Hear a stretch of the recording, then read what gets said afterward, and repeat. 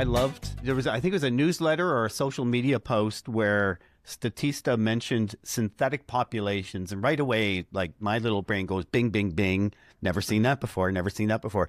So what are synthetic populations? And is this just synthetic personas, synthetic panels? Is this just AI generated respondents? Like, what is this? Yeah, so there's different terms being used, and there's the same term used for different things. So let me try to clarify things. So I think what is pushed really hard in the market research industry is synthetic panels, which is basically you have a panel maybe of a couple of tens of thousands of people.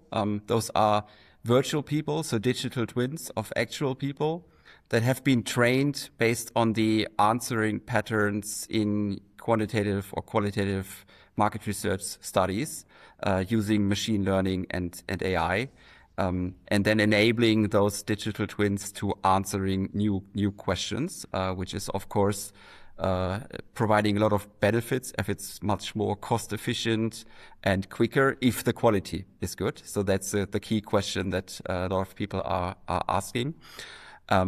And the term synthetic population is also used for that. But when we talk about a synthetic population, we mean something different, because our synthetic population does not only cover a sample of a couple of thousand or tens of thousands of people, but the entire population.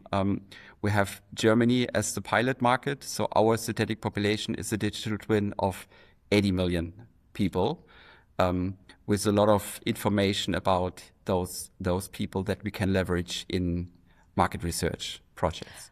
So let me get this straight. So each member of the synthetic population is in essence a digital twin of an actual individual, a living person that you have previously engaged with, and therefore what happens about consent?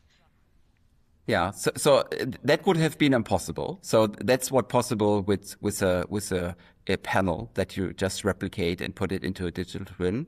So our synthetic population of the entire population is not based on actual people. Okay. But all the people are have realistic patterns. And our panel, or not our panel, our synthetic population is based on public statistics like census, other official statistics that we have disaggregated.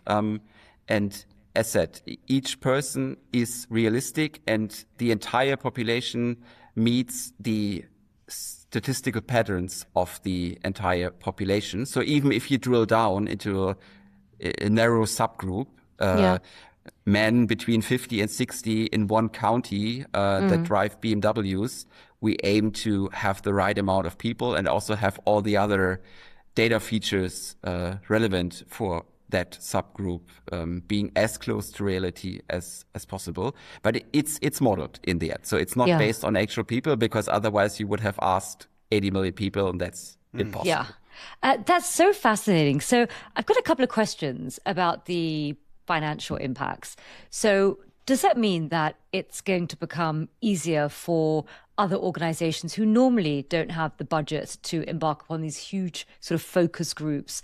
Is it going to be more accessible now, the ability to test concepts, which would normally for the big FMCG and the big corporates? So is it something that's going to really democratize research for, smaller organizations with lesser budgets? I think so. Hopefully for the industry, there's also more questions being asked. Otherwise, we run into some issues. And our synthetic population at the moment is static.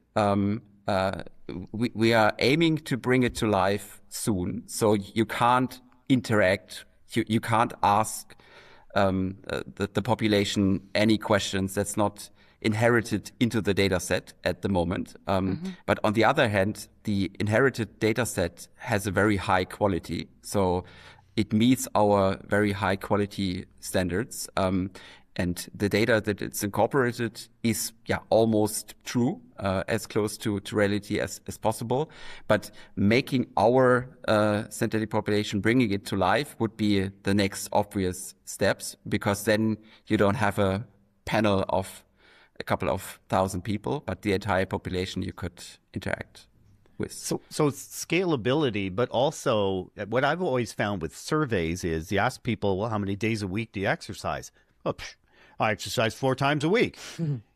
And we know behaviorally, no, they don't.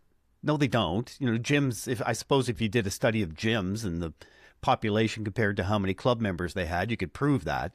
That's part of what you're able to do with the synthetic population, right? It's separating I work out 4 times a week from I'm there once a month, maybe.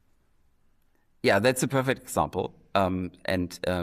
We combine different sources, and each source has its limitations, including even official statistics. So we found some interesting data even in the German census with 3-year-olds living alone in single households, etc. And God, you Germans are really advanced. Yeah, that's right. That's right.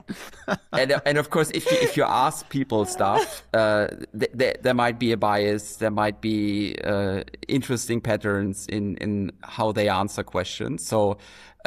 One of my favorite examples of data that we already incorporated in the data set is which car people own.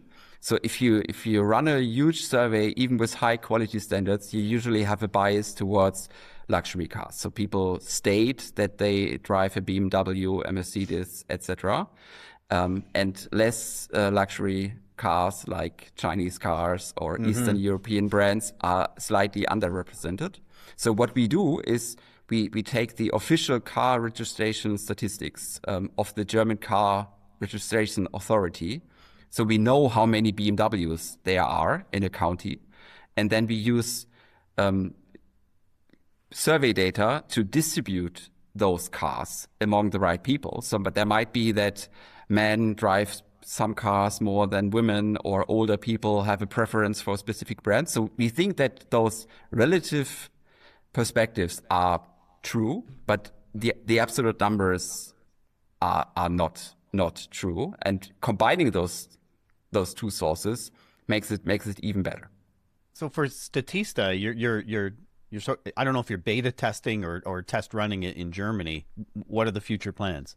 When does someone in the US get to try out a synthetic population through Statista? Yeah, asking for a friend. That's right. Yeah, so US is second on our roadmap. So we started in Germany also based on a project where we've been able to develop the initial data set, but US is the second country that we will roll out the synthetic population later this year. So that's. And would you do it market by market, like start in California and then New York, or just blanket it? I think we're going to do the entire country. So for Germany, we did the entire country. You need to have good data. So I think the US census is a great asset that we can build on, combine it with proprietary survey data that we have, other sources, pretty similar as we have done it for Germany. But I think it adds a lot of value if you are able of covering the entire country at once. But it's a lot of work. So that's why we're not launching a new country every week, because our quality standards are very high. And it's a lot of work because all the data each data point is correlated to all the other data points. So complexity increases for which each data point that you're adding, because how old people are, what they earn is correlated to what car they drive, what values they have, etc. And we aim to get those correlations right. So with the regional granularity that you're able to offer, or the targeting, I got to think that there's some kind of application here to replace the current political polling that we see out there, which amazingly just never seems accurate, not precisely anyway. Is there an application for that, do you think? So I think the honest answer would be, I don't know. So we haven't tested it, but I think if you get 90% accuracy of data, and if you train a model and maybe include some additional sources like what what is the sentiment out there? What are historical patterns? How sentiment influenced actual voting behavior, etc. And you train a model on that.